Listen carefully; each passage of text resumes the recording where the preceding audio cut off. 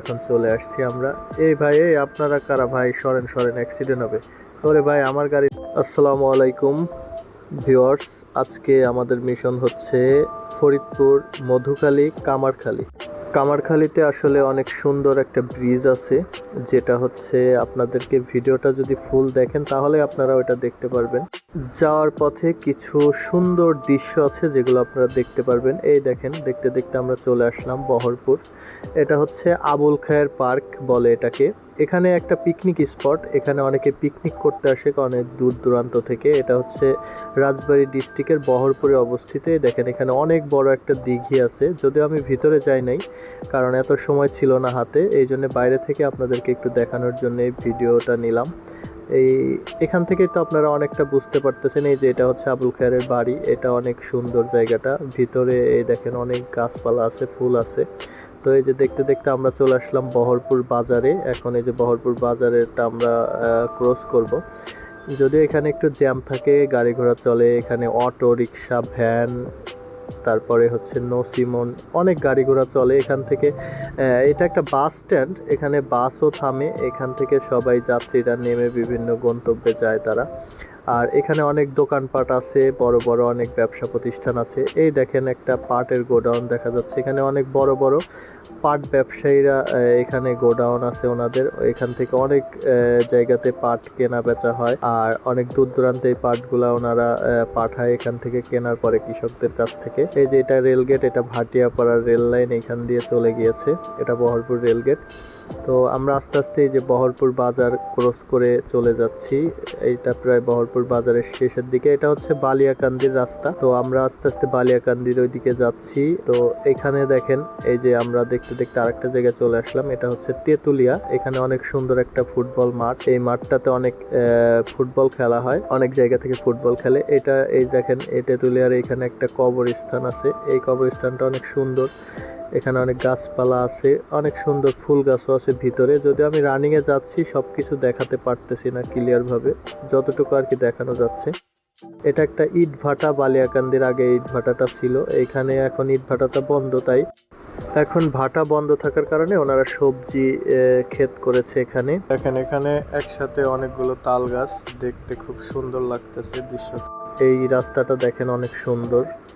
এখন আমরা বালিয়াকান্দি বাজারের আগে, এখানে একটা ফায়ার সার্ভিস আছে, তারপরে হচ্ছে এখানে একটা এই যে কলেজ আছে, টেকনিক্যাল কলেজ।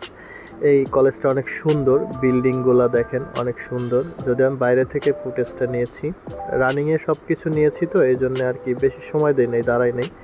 তো এখন এই যে আমরা আস্তে আস্তে বালিয়াকান্দি বাজারের মধ্যে ঢুকবো।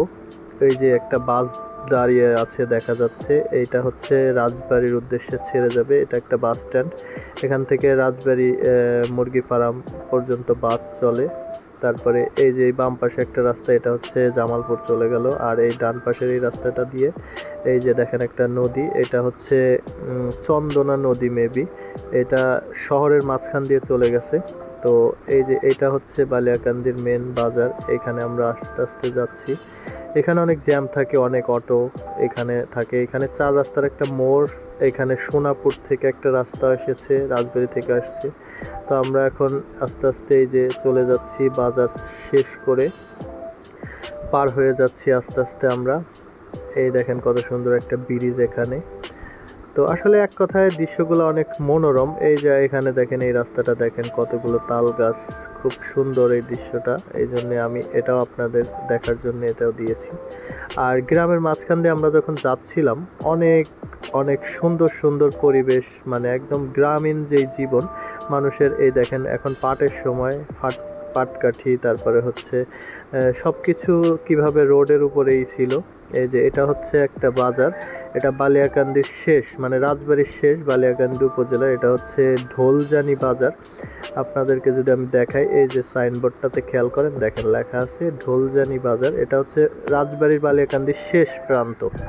এরপরে আমরা ফরিদপুরে ঢুকে যাব। এই দেখেন এখানে সুন্দর একটা ব্রিজ, দেখেন ব্রিজের রেলিং দিয়ে পাটগুলো শুকাইতে দিয়েছে, অনেক সুন্দর এই দৃশ্যটা। এই জন্য আমি এটা আপনাদের দেখার জন্য এটাও আমি ভিডিওতে ক্যাপচার করলাম।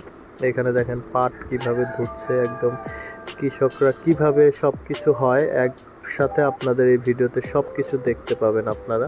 তো ভিডিওটা সম্পূর্ণ দেখবেন। এখনও আরও কিছু বিষয় আছে যেগুলো আপনারা যত ভিডিওটা দেখবেন আস্তে আস্তে বুঝতে পারবেন। এই দেখেন এইখানে এই জায়গাটা সব থেকে বেশি সুন্দর লেগেছে আমার, একদম মাঠের মধ্যে দিয়ে রাস্তা, আর সবাই এখন মানে পাটের সময়। এই দেখেন পরিবেশটা একদম অসম্ভব সুন্দর, মনে হচ্ছে যে রং তুলিতে আঁকার মতো। তো সবাই এখন পাটের কাজ নিয়ে ব্যস্ত। তো আস্তে আস্তে আমরা সামনে যাচ্ছি। এই যে এইটা হচ্ছে কামারখালীর, এই যে আমাদের গন্তব্য, এখন চলে আসছি আমরা। এই ভাই, এই আপনারা কারা ভাই, সরেন সরেন, অ্যাক্সিডেন্ট হবে। ওরে ভাই, আমার গাড়ির নিচে কেন? আচ্ছা যাই হোক, বেঁচে গেলাম অল্পের জন্য। তো এই হচ্ছে আমাদের সেই ব্রিজটা, গন্তব্য, আসল গন্তব্য যেটা এতক্ষণ আমি বলেছি। দেখেন কত সুন্দর, একটু দেখেন আপনারা। এই এখানে আবার কে? এটা কি? একটা মেয়েই তো মনে হচ্ছে। ও, এই আপুটা বাইক চালানো শিখতেছে না পারে জানি না, যাই হোক উনি চালাচ্ছিল। ও আবার ক্যামেরাম্যান আছে আরেকজন ওনার। ও মাই গড, অস্থির অবস্থা। ক্যামেরাম্যান ওনার গাড়ি চালানোর ভিডিও করে দিচ্ছে।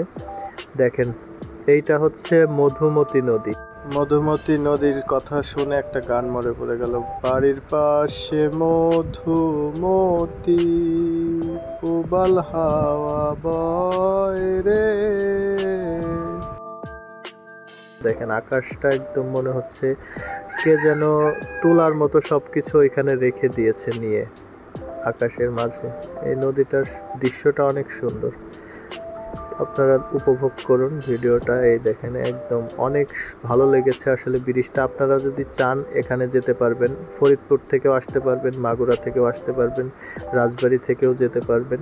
এই যে নিচে একটা পার্কের মতো করা আছে, এখানে আপনার আনন্দ বিনোদনের ব্যবস্থা আছে। তো আমরা ব্রিজটা পার হয়ে গেছি। এই যে দেখেন এখন আমরা মাগুরা জেলার মধ্যে চলে আসছি। তো যাই হোক, ভিডিওটা আপনাদের ভালো লাগলে অবশ্যই শেয়ার করবেন, আর এতক্ষণ দেখার জন্য ধন্যবাদ সবাইকে।